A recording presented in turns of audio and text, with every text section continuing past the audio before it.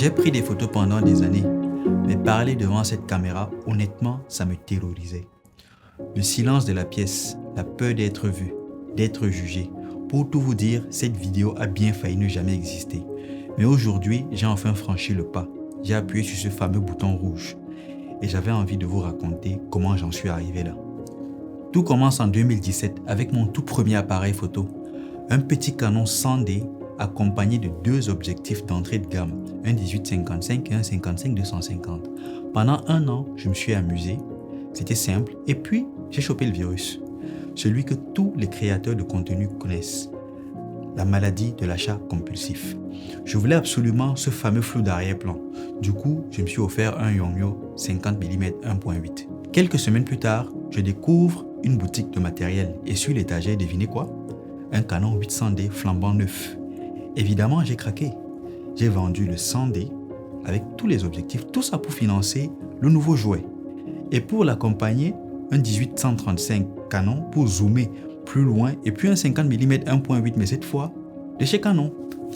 Dans ma tête, la logique était imparable. Si j'ai un boîtier Canon, il me faut aussi, devinez quoi, un flash Canon. Je file encore chez l'armurier qui me vend un flash Canon d'occasion. Ensuite, c'était la folie des super zooms pour filmer les animaux, les oiseaux, les petits insectes, ainsi de suite.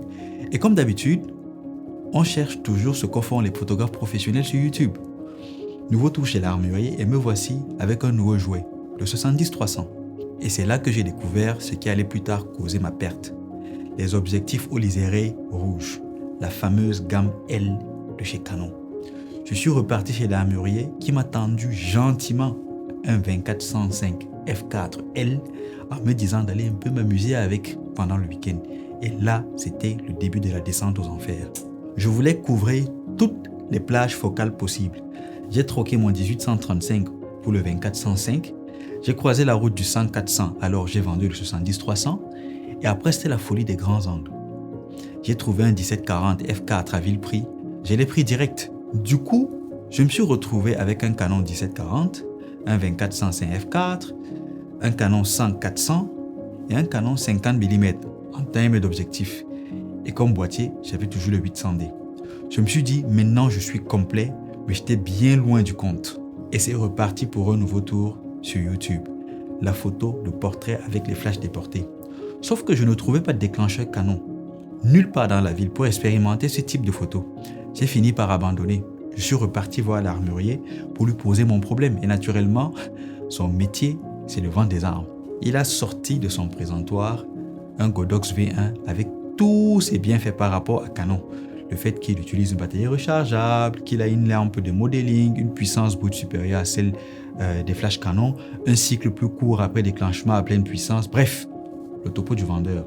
Je l'ai naturellement pris, avec tout ce qui va avec en me disant que j'allais revendre mon flash Canon, ce que je n'ai absolument jamais pu faire. Il est toujours ici, quelque part.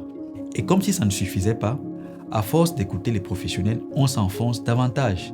Si tu n'as pas de 85 mm, tu ne peux pas te considérer portraitiste. Et vous connaissez la suite. Il faut quoi? Il me faut bien sûr un 85 mm. Et qu'est-ce qu'on fait? Visite chez l'armurier, une fois de plus. Après, c'est le tour de la photo de produit. Il me faut un objectif macro pour filmer les petits objets de près. Et devinez quoi? C'est le tour du Canon 100 mm 2.8 macro. Après, je découvre le format RAW que tous les photographes professionnels recommandent pour avoir une plus grande marge de manœuvre lors de la retouche sur Lightroom. Je m'enfonçais de plus en plus. Et surtout, sur YouTube, tous les testeurs disaient la même chose. Il faut passer au full frame. Et rebelote, je prends toutes mes économies et je m'offre un Canon 5D Mark IV. J'étais déjà au 4e niveau de rêve imbriqué et à la porte du burn-out.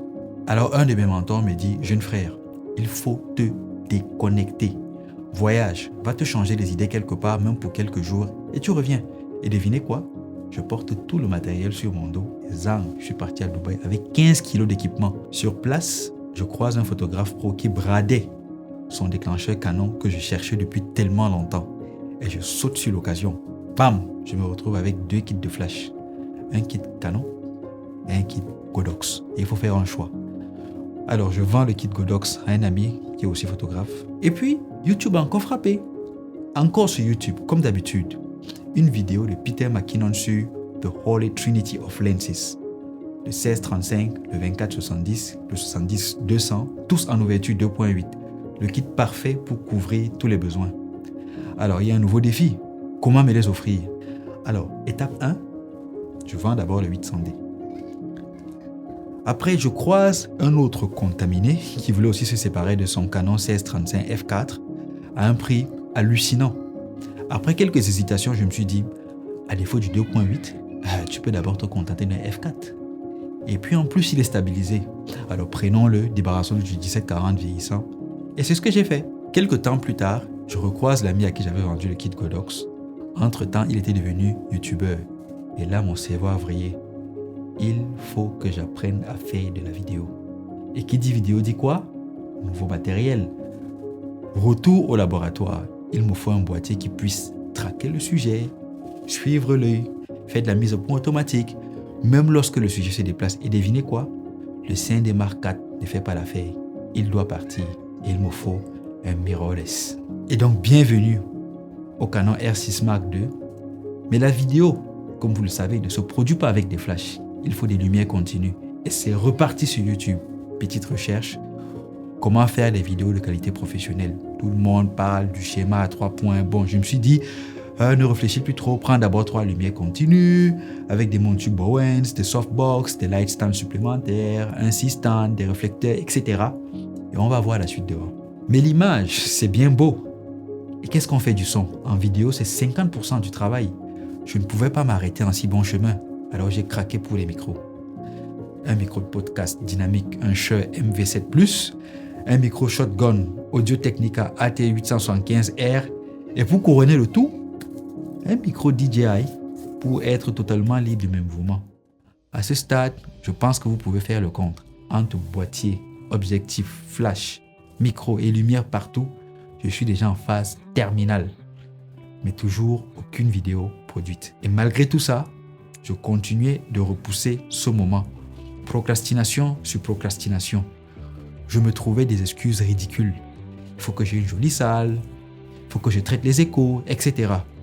Alors j'ai réaménagé ma petite pièce de 9 mètres carrés. J'ai installé quelques panneaux acoustiques pour gérer les échos, ajuster les pieds de lumière, régler les 6 stands au millimètre. Prêt? Pour que tout ça rentre sous mes 2,80 m de hauteur sous plafond. Tout ça pourquoi? Juste pour fuir ce foutu bouton rouge. Mais aujourd'hui, c'est fini. Me voici. Le voyage jusqu'ici a été incroyablement long, coûteux et plein de détours matériels. Mais je sais que le meilleur reste à venir. Si vous regardez cette vidéo et que vous avez des projets pleins à la tête et que vous hésitez, arrêtez de vous chercher des excuses avec le matériel. Ne faites pas comme moi.